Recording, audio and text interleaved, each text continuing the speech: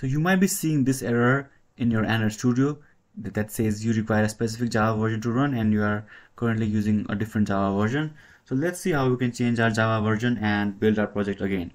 First, go to your Android Studio, click on File and click on Settings.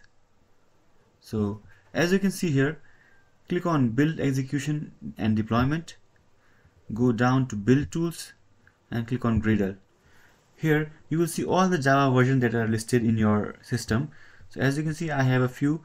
There is 20, 17 and 17.6 and so on. So if the supported Java version is installed like 11 or anything else that you have in your system, so just click on it and click OK, and your Android Studio will use that JDK version to build the project. If you don't have a specific Java version, let's say you want Java 20 or something and it is not listed here, what you can do is you just download that Java version and install it, and then it will be listed here. So you can see how to install a specific Java version by clicking on the link in the description below. If you have any questions, let me know in the comments below.